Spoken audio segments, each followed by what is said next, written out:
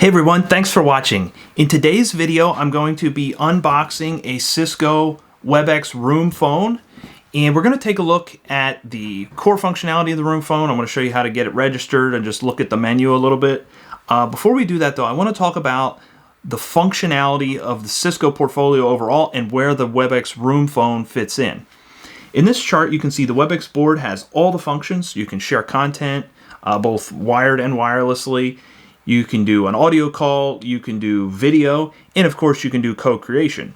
As you come down the stack, there are less functionalities, but it allows you to more cost-effectively build out that particular room or huddle space that you may need to have a solution added to. The room phone fits between a video endpoint and a Webex Share. Now the Webex Share simply allows you to share your meeting window or share your content onto a display, kind of like a Chromecast or something like that.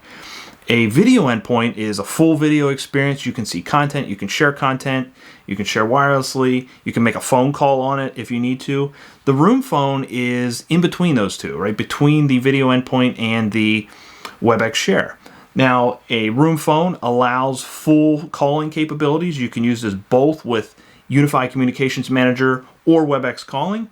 It also allows you to join a Webex, to actually schedule that space, join a Webex with one button to push with the Join Webex button. You can dial it manually, whatever. It doesn't have video, but it allows you to dial into the Webex and actually see the content from the Webex.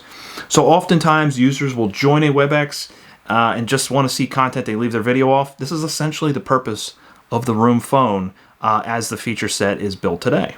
There's not a whole lot involved with unboxing the Webex room phone. Simply open the box. The phone is actually encapsulated in plastic bags, so you want to take it out of that.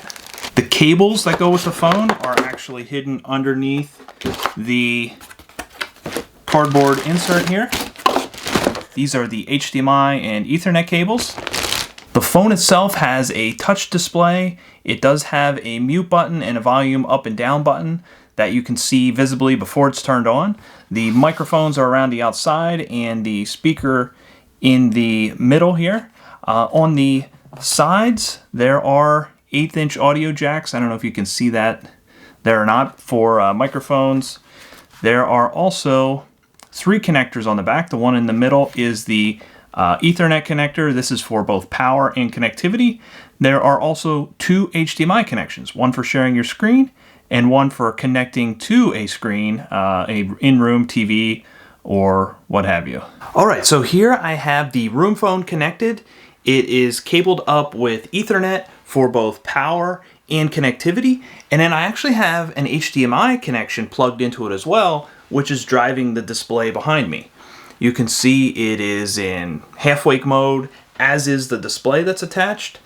This would be a practical application for, a huddle space where you need content collaboration, audio collaboration, but video might not be important. And we'll take a look at some of the functionality here in just a second. When you come into the room, you can wake the device up by simply tapping the screen. You'll see a familiar interface with the call button, the share button, the calendar button, as well as the join Webex button. This should be very familiar from all of Cisco's video endpoints, and the functionality is very much the same as well. Big differentiator is that when you join a Webex, you're joining as an audio participant who can see and share content, but who is not sending or receiving video, again, because this is a phone, not a video endpoint. Likewise, if you are local in the room, whether or not you're in a call really doesn't matter. You can actually take your laptop or mobile phone and share to the display in the room using intelligent proximity. Let's check that out right now. I'm going to use my unified Webex client to both detect and then share my screen. You can see here that the room phone space, that device is detected. I can simply click share screen, choose what window it is that I want to share, and in a matter of seconds, that content will appear on the display behind me, which is powered by the room phone. There you go. The next thing I want to show you is joining a Webex with the Webex room phone. Now, every way that you can join a Webex with a device is applicable here. You can do it with the Webex application using proximity to have the device then join.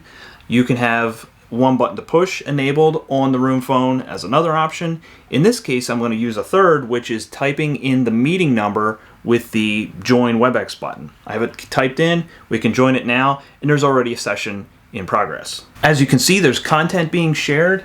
There's also the film strip across the top of the avatars. Now there's no video. Again, this is not a video device, it's an audio and content device, but we have the content and we have the details, the avatars and so forth of those individuals who are part of the call. When the far end participants stop sharing their screen, you're not going to see the active speaker, again, audio device, but you will see the avatar and the name of the individual who is the predominant speaker, again, the same way that you would in a Webex if it was an audio-only Webex.